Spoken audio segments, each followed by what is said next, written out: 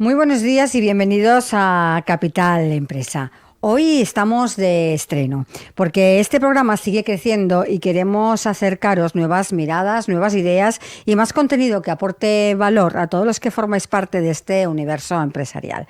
A partir de ahora contaremos con 2 espacios fijos que nos ayudarán a entender mejor cómo se mueve el mundo de los negocios. En el primero pondremos foco en la empresa, en los emprendedores que arriesgan, en el talento que impulsa cada proyecto y en las oportunidades que surgen en un entorno cambiante. Será un espacio vivo, lleno de historias de aprendizajes y de inspiración para quienes quieren crecer y dejar huella. Y junto a este espacio estrenaremos un segundo dedicado a los libros, porque los libros no solo nos entretienen, también nos transforman. Nos invitan a pensar, a cuestionar, a descubrir nuevas formas de ver el mundo y de afrontar retos profesionales y personales. Será un rincón para la reflexión, para la curiosidad y para disfrutar del conocimiento en su mejor formato, el que se lee. 2 nuevos espacios con un mismo propósito: seguir ofreciendo conocimiento, experiencias y claves para entender y liderar la empresa del presente y del futuro. Así que arrancamos Capital Empresa.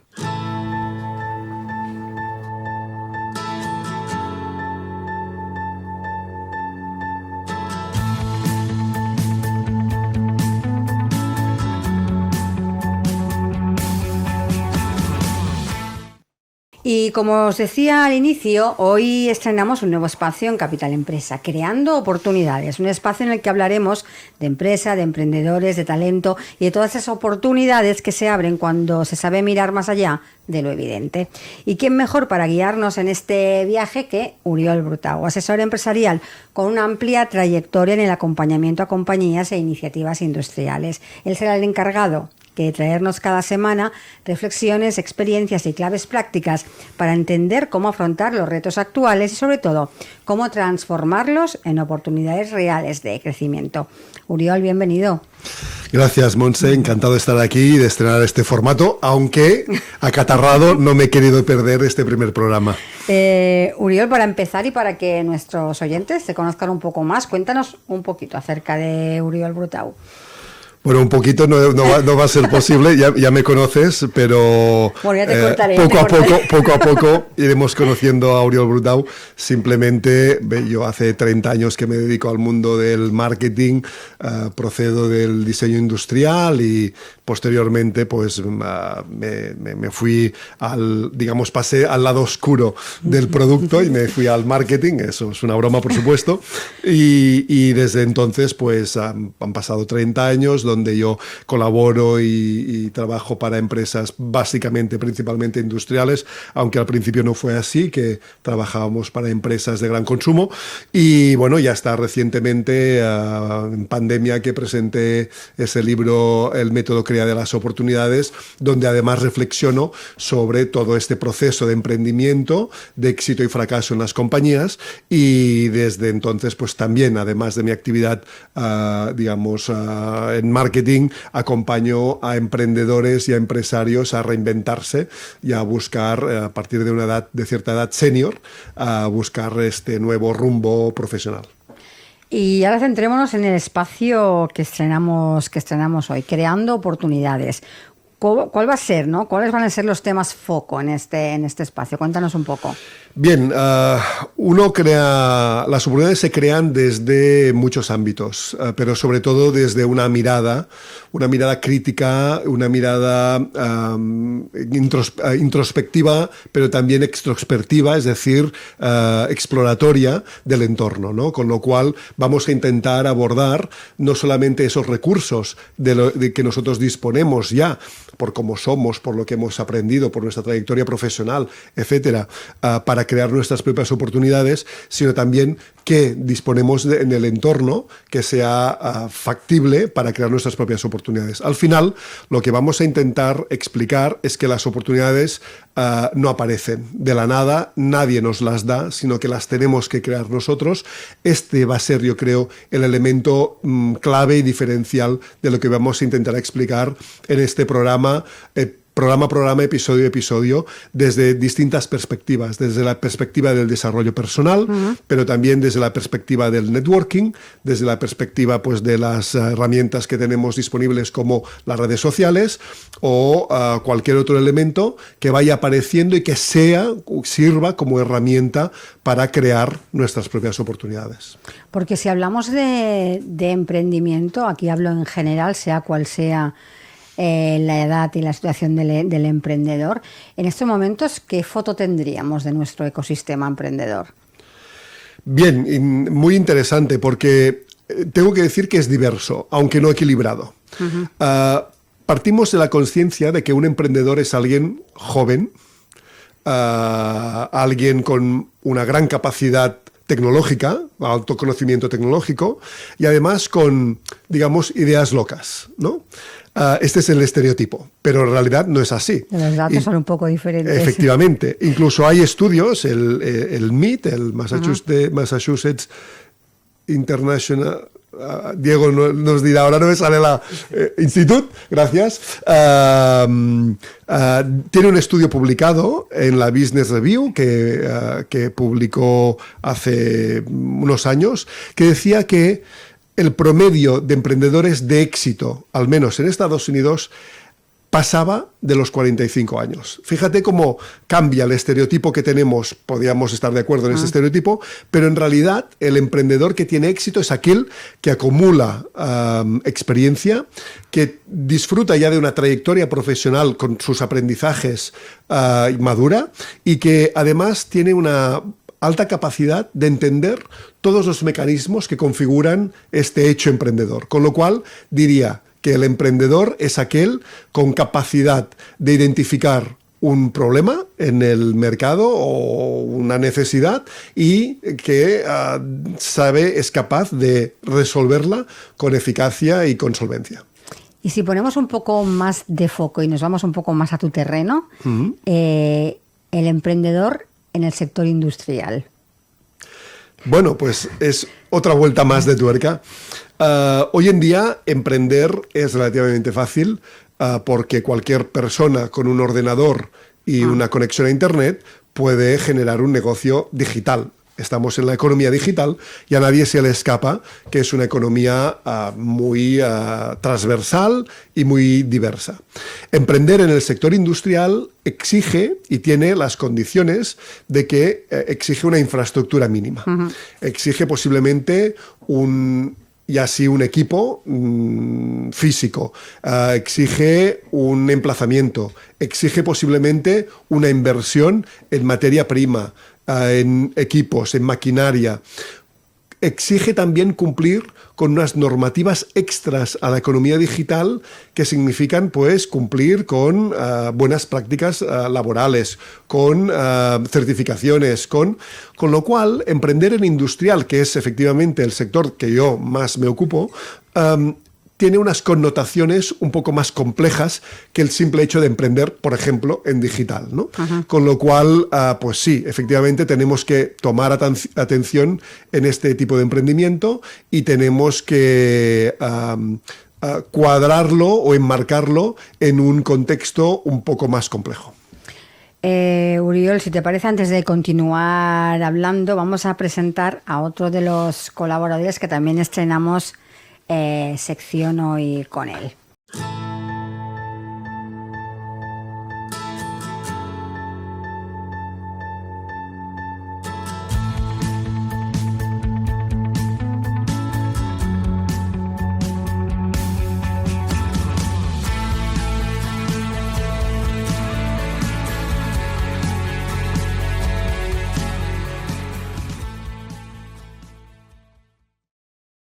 Y lo dicho, hoy que estamos de estrenos, damos la bienvenida a un nuevo espacio, la Antibiblioteca. Solo con el nombre ya podemos intuir que tiene mucho que ver con los libros, pero también con algo más, quizá con esas lecturas pendientes, con el conocimiento que aún no tenemos, con las ideas que nos invitan a seguir aprendiendo. Para descubrir de qué va exactamente este espacio y qué podremos encontrar en él mejor mejor que nos lo cuente Diego Torres, que será el encargado de conducir esta sección cada semana y de acercarnos a ese fascinante mundo donde los libros se convierten en herramientas para pensar, decidir y liderar mejor. Diego, bienvenido. Muchas gracias. Buenos días, Montse. Lo mismo que Uriol, para empezar y para que nuestros oyentes te sitúen un poquito más, cuéntanos un poco más acerca de ti, qué es lo que haces. Aquí vienes a hablar de libros, pero ¿qué haces habitualmente? Efectivamente, pues bueno, yo soy consultor, me dedico a la consultoría estratégica, ayudamos a las empresas a pensar pues cuáles deben ser sus objetivos a largo plazo, sus principales líneas de acción y qué recursos tienen que movilizar para hacerlo. Soy un gran aficionado a la lectura, soy, a ver, más datos sobre mí, soy menorquín, vine a estudiar a Barcelona a ESADE. Me gustó mucho el mundo de la empresa, tuve la suerte de trabajar en Arthur Andersen, en Hewlett Packard, hice estudios de posgrado en Berkeley y en Stanford, hice el doctorado en ESADE, 25 años como docente en el área de estrategia y siempre dedicado a la consultoría, que es lo que me apasiona. Y como vicio, pues tengo la lectura, ¿no? Bueno, es un buen vicio. Y me gusta mucho pues compartir a veces la lectura, tanto la reciente, lo más actual, como a veces clásicos como revisaremos estos días. Diego, ¿por qué la antibiblioteca? Bueno, no es un concepto mío, la verdad es que es un concepto que popularizó uno de mis autores favoritos, Nassim Taleb, pero que lo inventó Umberto Eco. Umberto Eco es una persona que lee mucho y tiene una biblioteca de unas 30.000 ejemplares, y un día pues le visitaba a un conocido suyo y le preguntó: ¿Y te los has leído todos? Dijo: no todos.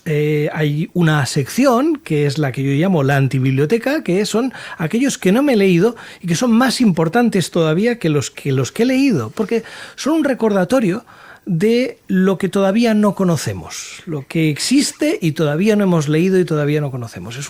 Es un buen recordatorio de la necesaria humildad intelectual siempre. Pues arrancamos, como no, la sección con un libro, así que cuéntanos. Efectivamente, pues mira, en esta línea que te decía de combinar libros clásicos con libros recientes, libros más de empresa y libros pues que podríamos decir pues ensayos de historia, de filosofía, de psicología, pues hoy he cogido uno de los clásicos que posiblemente la mayoría de vosotros conoceréis, ¿no? El hombre en busca de sentido, de Viktor Frankl. Uh-huh. Seguramente lo hemos leído todos, yo también lo había leído hacía años, de hecho lo releí en unas circunstancias críticas de mi vida y me impactó mucho, y lo he releído recientemente y además he leído otros libros del autor y también algunos ensayos y artículos sobre la obra, ¿no? ¿Por qué me parece interesante, ¿no? En un programa que está más dedicado a la empresa y a los empresarios? Porque si hay algo que seguro que vamos a encontrarnos en el mundo de la empresa es adversidad. No siempre va a ir bien todo, tanto si es una empresa grande y establecida como si es un emprendedor que arranca, nos van a pasar cosas. Y este es un gran libro sobre este tema, ¿no? Si me permitís, os pongo un poquito en situación. Sí. Viktor Frankl era un psicólogo que acababa de terminar la obra que creía que le daría proyección profesional, y con el auge del nazismo pues supo que posiblemente iba a ser detenido, pero bueno, por temas familiares se quedó y efectivamente pues fue detenido y pasó creo que 4 años aproximadamente en campos de concentración.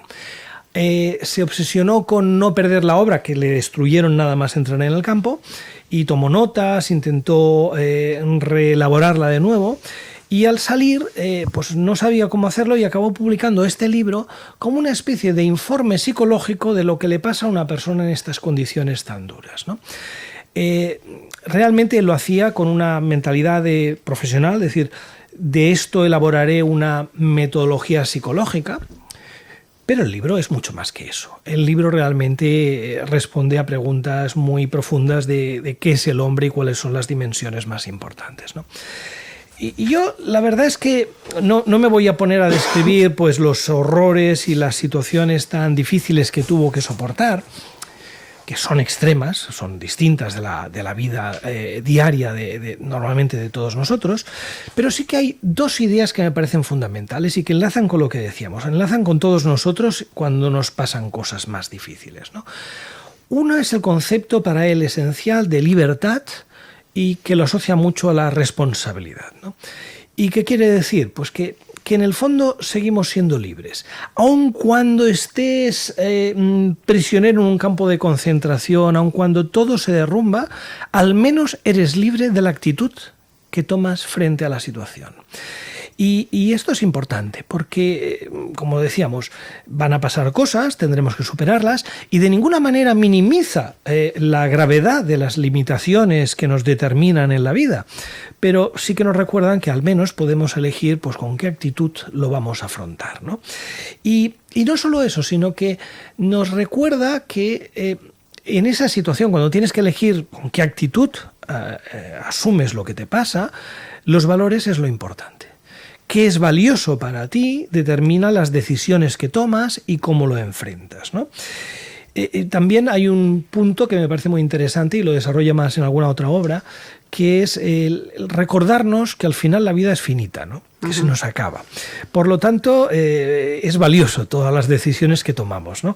Él tiene una frase que no está tanto en este libro como en otro, pero que habla de deberíamos obrar como si viviéramos por segunda vez y la primera lo hubiéramos hecho mal. Es como si te dieran una segunda oportunidad y realmente tienes que pensar muy bien lo que haces y cómo lo haces, ¿no? Y el segundo elemento, con este acabo, es la voluntad de sentido. Él, que es psicólogo, viene a contradecir a Freud, que decía que la búsqueda del placer y de la felicidad hedonista vendría a ser el máximo valor, y también a psicólogos como Adler, que hablan más de la búsqueda del poder. Él dice que no, que lo que más nos mueve realmente es la búsqueda de sentido. Y lo enlaza con lo anterior, ¿no? Porque quizás tengamos muchas dificultades, pero la clave es esforzarse. ¿Y esforzarse en qué? Pues intentar encarnar esos valores que para ti crees que son importantes, ¿no? Repito, quizás parece alejado del mundo de la empresa, pero cualquiera que ha pasado por una situación difícil sabe que estas son las reflexiones que realmente te vienen a la mente cuando estás en esa situación y no el último libro de marketing o de psicología o de publicidad. Yo creo que además, hablamos aquí hace algunos meses de otro libro que era Decidido, de Sapolsky. Y este es un profesor de Stanford, muy influyente en la actualidad, y dice exactamente lo contrario. Él, partiendo de la biología, de la endocrinología, de los conocimientos científicos actuales, dice, si prácticamente no decidimos nada, si somos fruto de la genética, de las hormonas, del entorno de la educación, el hombre casi no debería ser responsable porque no es libre. Realmente es una oposición brutal. Por eso yo nunca traigo aquí libros que yo me identifique totalmente con él, sino la gracia es que nos hacen pensar, ¿no? Y en este caso, dos que no pueden decir nada más contrario, ¿no? No lo sé, yo desde luego no tengo conocimientos científicos para discutir a Sapolsky, pero hay una cosa que yo creo que la mayoría de empresarios que lo han pasado mal estarán de acuerdo conmigo, y es, de alguna manera, la intuición, la experiencia, te hace pensar que está más cierto Frankl, que en el fondo tenemos libertad, y si no, deberíamos actuar como si la tuviéramos, que no basarnos en teorías como la de Sapolsky, que en el fondo te llevan a decir, bueno, pues no tengo nada que hacer, ¿para qué vamos a luchar? Lo que tenga que ser será. A mí me ha parecido un libro que, siendo un clásico y que casi todos conocemos, merece una relectura y que está de total actualidad. Diego, hablabas antes del sentido, ¿no?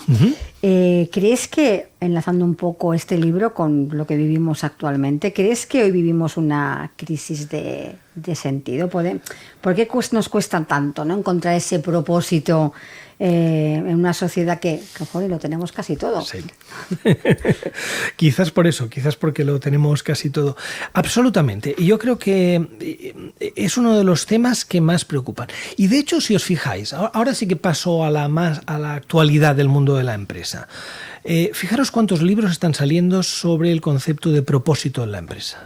Qué importante reconocemos ahora que es que la empresa puede dar un cierto significado al trabajo de las personas. No trabajamos solo por un salario. trabajamos porque además de que lo necesitamos económicamente, pero además queremos contribuir de alguna forma. Y se ha puesto muy de moda este concepto, pero Frankl lo cuestiona de alguna manera en la forma de entender lo actual. Frankl viene a decirte que el sentido no es un proyecto que tú te construyes. Es decir, mira, voy a coger esta misión como eje de mi vida porque es muy interesante y voy a hacer de esto mi búsqueda. No. Ni tampoco viene a decir que es algo, no sé, que te va a encontrar por sí mismo. Lo que viene a decir es las circunstancias de la vida te lo van a poner delante. Cuando te vengan las dificultades tendrás que tomar decisiones y tendrás que decidir qué es lo que para ti tiene sentido y que por lo tanto es un valor, es algo que tú valoras. Las dificultades y las circunstancias son los que te ayudarán a encontrarlo. Si lo ves como un proyecto que construyes tú, a la que tengas dificultades normalmente te desesperas, pierdes ilusión, casi caes en una situación peor que la anterior. Si realmente lo tomas como, bueno, pues me enfrentaré a las circunstancias de la vida y ya las superaré eligiendo aquello que para mí es importante, es cuando realmente, según Frankl, encuentras el sentido. Y hablando de esa actitud que nos comentabas, ¿no? Es decir, ante las circunstancias lo importante es la actitud con que las enfrentas, ¿no? ¿Qué papel juega esa libertad interior en el liderazgo y en la toma de decisiones, según plantea el autor? A ver, no sé, él desde luego no analizó tanto los temas de psicología del liderazgo, pero a mí intuitivamente me parece que hay una cosa que estaríamos bastante de acuerdo. En los momentos difíciles es cuando ves como la madera de un líder, ¿no? Hay quien en circunstancias normales pues puede liderar con un estilo agradable y más o menos dar dirección, pero que cuando las cosas son complicadas pierde los nervios, cambia su forma de ser y realmente confunde mucho al equipo, a la gente que lidera. El líder, digamos, más efectivo vendría a ser aquel que en estas circunstancias no olvida cuáles son esos valores y es capaz de mantener la calma. Ahora, también es cierto que por eso algunos autores dicen que los líderes son coyunturales, o sea, una empresa no necesita al mismo líder en una situación de bonanza y de expansión que en una situación difícil. A veces no todos podemos servir para la misma situación. Diego, ya para acabar, si tuvieras que quedarte con una sola enseñanza del libro, con una frase o con una idea, ¿cuál sería? Bueno, yo creo que volviendo a esta confrontación que te recordaba sobre Sapolsky y Frankl, la ciencia nos va enseñando que tenemos muchas limitaciones, pero Frankl nos recuerda que somos libres al menos de decidir cómo afrontamos esa dificultad. Esta me parece que es la idea que para mí es más interesante de la lectura de estos dos libros. Pues Diego, muchas gracias por traernos este libro. Empezamos ya a llenar biblioteca ya para esta temporada y te invitamos a que sigas ahí con nosotros conversando conmigo y con Uriol. Gracias. Muchas y gracias. Bueno, esperamos el próximo la semana que viene. Seguimos. Uriol, continúo contigo. Cuéntanos, hablaba antes hemos dejado la conversación en los emprendedores industriales. Si hablamos y nos decías, aquí vamos a hablar no solo de lo material del emprendimiento, sino también de la formación, de los recursos.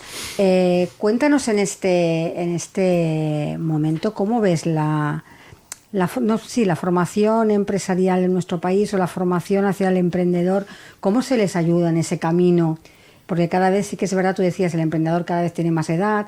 Empezamos hace años, cuando hubo el boom del emprendimiento, parecía que todos eran chiquillos que casi no habían empezado la universidad y todos querían emprender. Ahora vienen la gente que empieza a emprender, se la ve mucho más formada quizás, mucho más con las ideas claras. ¿En qué momento nos encontramos en esta formación? ¿Cómo está el encaje universidad-empresa, por ejemplo? ¿Cómo estamos en este camino? Bueno, si me permites, Montse, Sí. antes de responderte, Sí. me gustaría hacer un link con la reflexión que nos hacía Diego Ah, sí, claro. con su libro, porque es una forma de responder también lo que me preguntas, ¿no? De alguna forma... Podéis interrumpir cuando queráis, ¿eh? Gracias. Es una regla del nuevo programa. En tal caso, Diego nos hacía una reflexión sobre esta libertad que tenemos a pesar de tener el cuerpo encerrado. Muchos autores han clamado, ¿no? Podéis encerrar mi cuerpo, pero no mi libertad, no mi mente. Gandhi lo dijo, Mandela, pero antes también Sócrates. Nietzsche también reflexionó sobre eso. Es muy interesante y de alguna forma, si me lo permites, emprender es también un acto de libertad, ¿no? Porque todo va en contra. Es decir, todo va en contra para emprender. De hecho, va tan en contra que incluso la cultura proteccionista de lo que se nos ha impuesto, Papá Estado nos protege, nuestros ascendentes, familias nos protegen y quieren lo mejor para nosotros, todo lleva a buscar una seguridad. Y Diego nos hablaba de esta adversidad y esta incertidumbre que da la vida, y emprender es precisamente trabajar con la adversidad y con la incertidumbre, ¿no? Fíjate que estaba escuchando a Diego y pensaba, claro, hay también en la creación de oportunidades, nos han impuesto esta educación, esta formación que nos han dado o que hemos recibido, nos han impuesto ese concepto de la casualidad.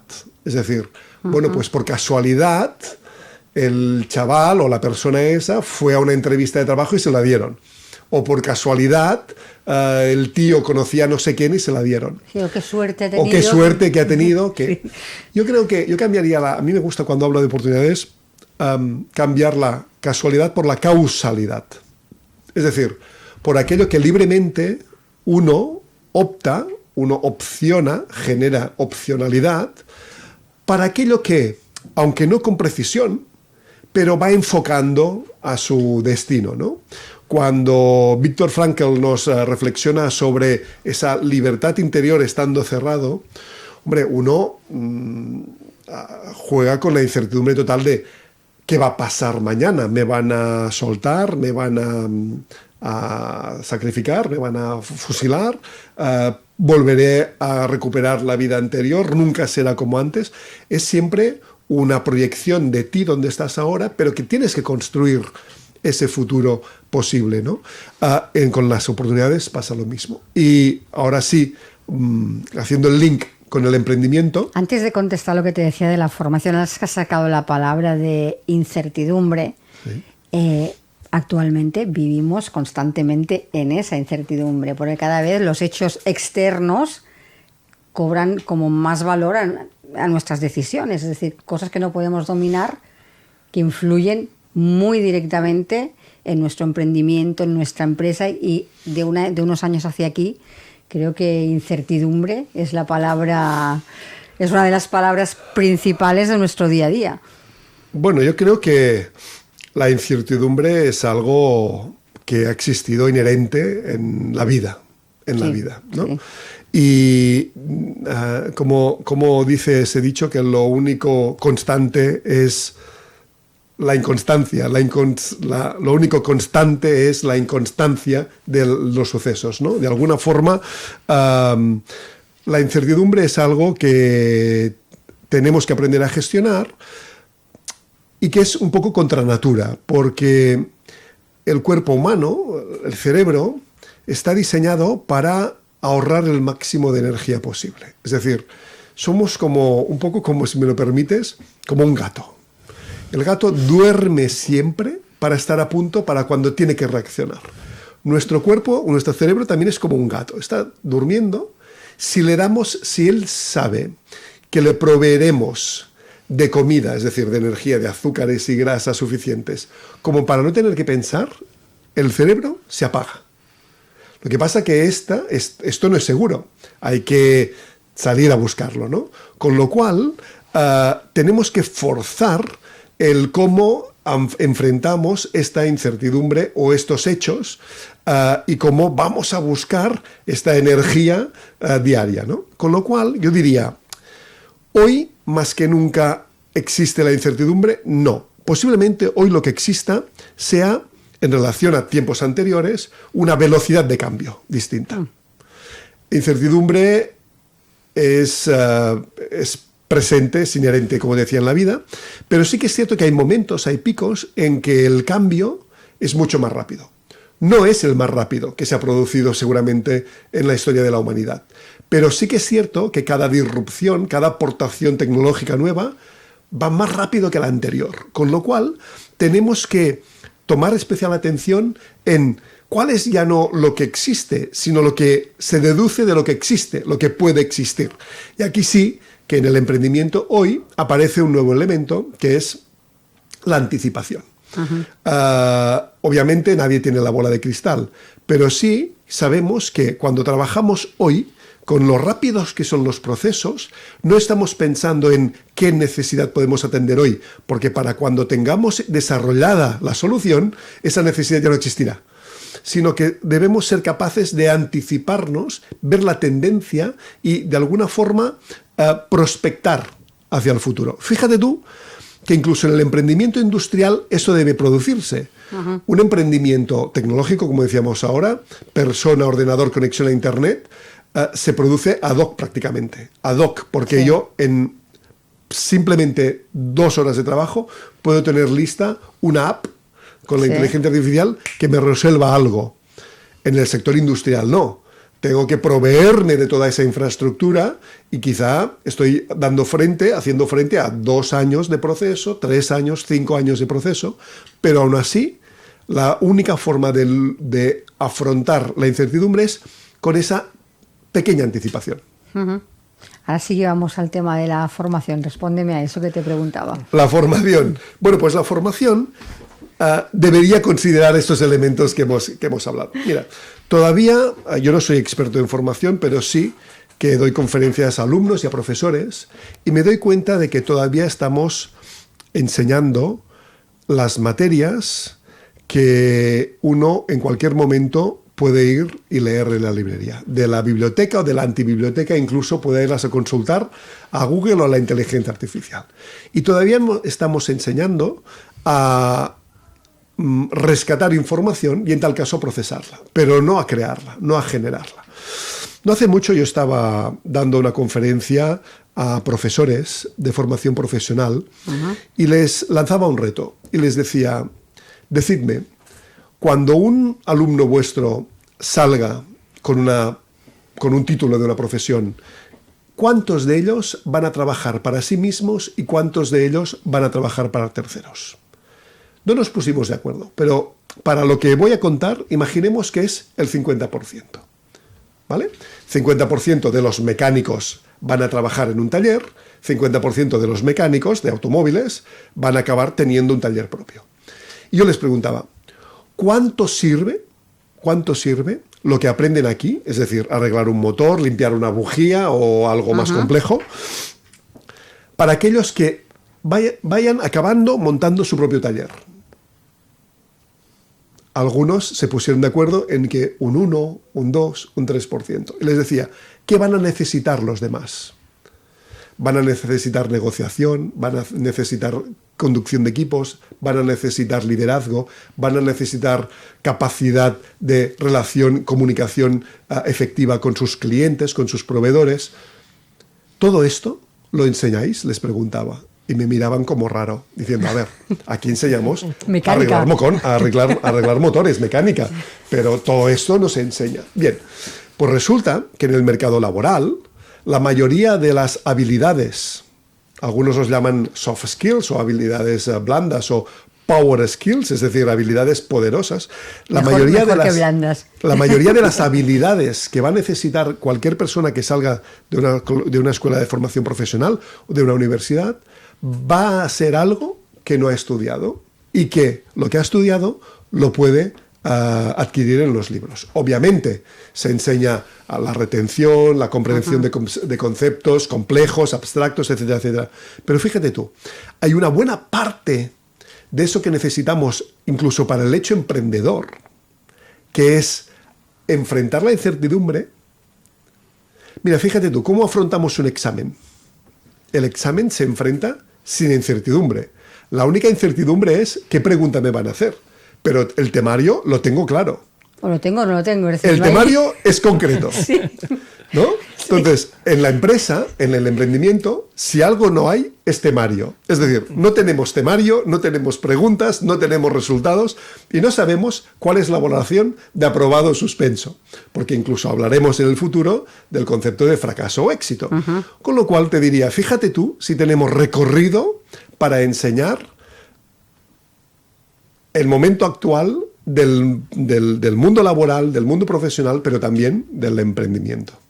Diego, tú que estás en el mundo de la enseñanza, digamos así, ¿qué contacto, por tu parte ya son diferentes, no hablamos de formación profesional, pero qué contacto tienen todos las personas que dentro de nada van a estar liderando nuestras empresas, el contacto con la empresa? ¿Cómo es ese? A ver, yo creo que estamos en un momento que hay una discusión seria sobre si lo estamos haciendo bien. Y no es fácil. O sea, yo creo que no lo estamos haciendo bien, pero creo que hay que pensarlo mucho antes de decidir cómo lo cambiamos. Por ejemplo, en el fondo, lo que estamos enseñando en las escuelas de negocio no es muy nuevo. O sea, por ejemplo, os pongo un ejemplo muy concreto. Estrategia es una asignatura obligatoria de segundo año de un MBA, siempre, en todas las escuelas de negocio, con pequeñas variaciones. ¿Sabéis desde cuándo esto es así? Desde el MBA de Harvard de 1912. O sea, llevamos más de un siglo haciéndolo de una determinada manera. No digo que esté mal, al contrario, seguramente es señal de que está bien. Las cosas que duran es porque están funcionando. Por lo tanto, hay cosas que funcionan, no sé, no las hemos cambiado mucho, pero habría que pensar si la cambiamos o no. ¿Qué más está teniendo lugar? Que hay una demanda del mercado de que se introduzcan materias muy nuevas, ¿no? Ahora la inteligencia artificial es lo que está... Hombre, debería haber un programa solo de inteligencia artificial, de emprender en inteligencia artificial. Bueno, ¿seguro? Porque lo que tú decías es muy cierto. O sea, lo que seguro que va a tener que hacer cualquier persona es aprender durante el resto de su vida. Entonces, los temas que los puedes aprender después, mientras trabajas, ¿seguro que hemos de perder el valioso tiempo que tienes cuando estás formando a alguien en eso? Porque eso es FP, eso es formación profesional. Está bien, pero si estamos hablando de grado o sobre todo de máster, hombre, quizás es un momento importante para dedicarlo a algo más que simplemente conocer la última técnica que te va a llevar media hora leer, verte 2 vídeos y aprenderlo, ¿no? Que, de hecho, ¿quién ha sido el mayor crítico en los últimos años? Mintzberg, una de las mayores mentes sobre el tema de empresa, sacó un libro, un día lo podríamos comentar. Managers, not MBAs. O sea, lo que viene a decir es no estamos formando bien, no estamos formando managers en absoluto. Les educamos con 4 técnicas y esas personas no están cualificadas para dirigir. Que, honestamente, ¿qué pienso yo? Que lo más importante que deberíamos hacer es enseñarles a pensar bien. No sé si con más humanismo, si con más ciencia, si con más no sé qué, pero lo único que importa es que sean capaces de pensar estratégicamente. Si miramos los programas de muchos de los estudios actuales, no están pensados para eso. Y no es culpa solo de las escuelas, es que el mercado pide, los padres piden, los alumnos exigen y acabamos en una dinámica donde enseñamos cosas prácticas, pero que van a ser obsoletas en un año. Sí, ya no lo son. Sí, exacto, no lo eso iba a son. decir. En cambio, pensar bien es para toda la vida. Mira, fíjate, Diego, yo a esos profesores les planteé lo siguiente. Les planteé, a ver, cuando estamos en una dinámica de grupo, en un trabajo de grupo, y tienen que presentarte un informe de entre 5 alumnos de cómo se arregla un motor, sirva para peluquería, o para estética, o para lo que sea, para contabilidad. ¿Cuál es el resultado? ¿Qué valoramos? ¿Cuál es el informe que valoramos? Y todos me decían, pues el trabajo del procedimiento de arreglar ese motor. Bien, ahora fijémonos en el grupo. Si eliminamos eso, ¿qué ha pasado en el grupo? Tomemos atención. Mira, del grupo de 5, posiblemente 1 haya surgido como líder. El otro posiblemente haya hecho el trabajo. Un tercero se haya descolgado y no haya hecho nada pensando que el segundo ya hacía el trabajo. Y los otros dos, bueno, pues iban haciendo. Fijaos cómo estamos enseñando en realidad algo, o se está produciendo algo que no tomamos atención, que es precisamente lo que tú decías, Diego, pensar. Es decir, si, una vez entregado el trabajo, paramos y analizamos y les proponemos que ellos analicen y piensen cómo ha sido la dinámica de trabajo, es lo más real y es lo más abstracto que nos podemos encontrar. Y es ahí, quizá, Diego, no sé si estarías de acuerdo conmigo, donde empezamos a pensar, ¿y si cambio esa variable? ¿Qué hubiera pasado? Yo me acuerdo cuando en uno de los posgrados que hice, yo presenté mi proyecto diciendo, no es viable. A la gente le petó la cabeza, pero ¿cómo puedes presentar un proyecto final diciendo que no es viable? Claro, mi conclusión era, de mi idea al desarrollo, he visto que no es viable. Estamos en el final del proceso, oye, no go. Bueno, pues eso fue como, ¡pah! Hemos roto el esquema, de alguna forma tenemos que aprobar un examen o un proyecto a partir de un negocio no viable. Bueno, pues yo creo que saqué de las mejores notas, porque el profesor sí que entendió que el proceso se había hecho pensando y no de acuerdo a un esquema establecido, ¿no? No sé si va un poco por ahí. Totalmente. Ese enseñar a reflexionar y a veces simplemente observar lo que está sucediendo, como bien decías, es lo más importante. Ahí es donde un buen profesor, más que el temario, marca la diferencia. Y yo creo que, por ejemplo, en el mundo de la empresa estamos en un país que tenemos 3 escuelas entre las 10 mejores del mundo.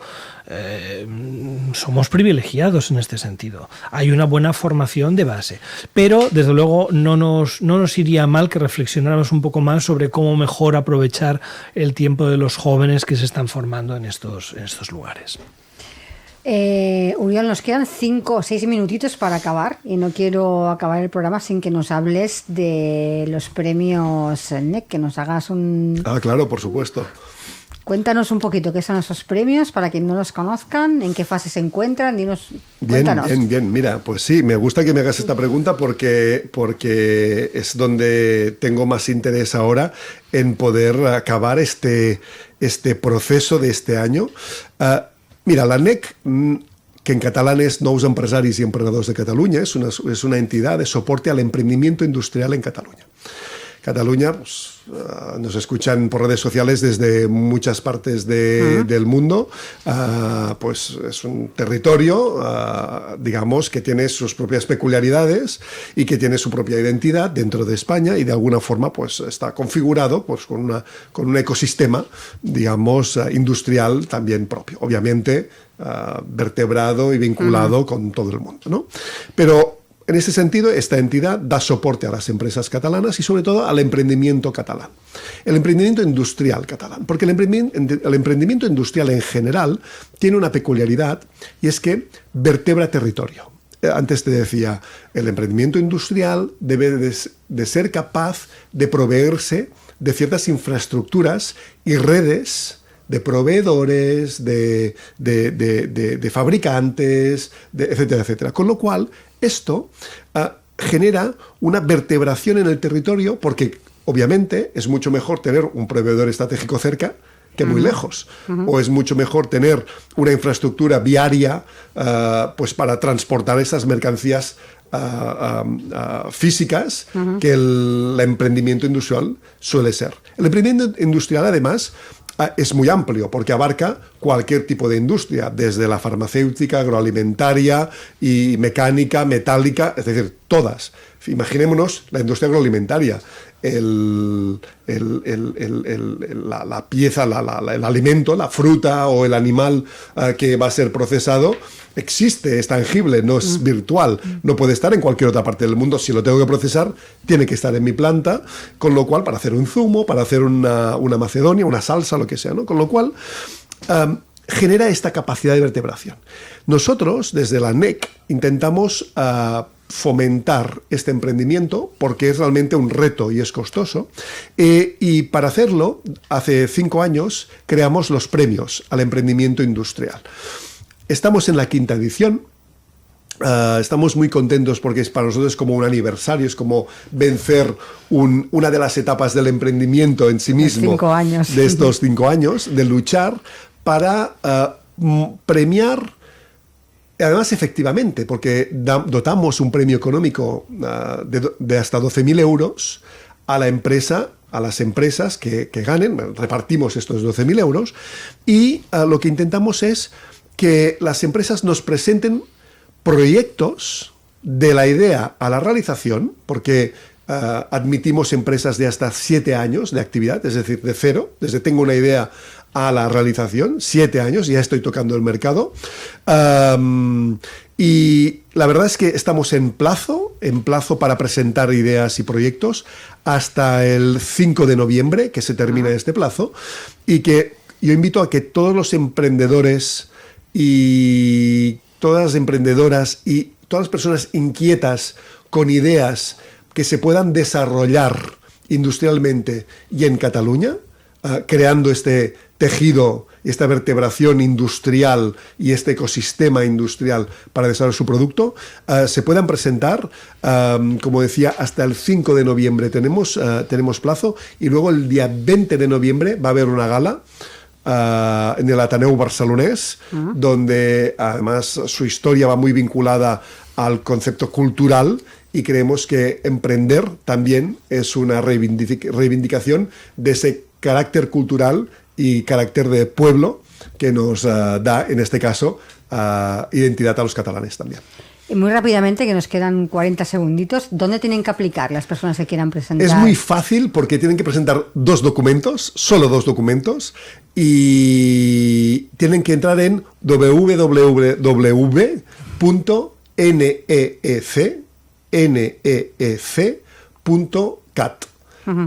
NEC, Nous Empresaris y Emprendedores de Catalunya, neec.cat.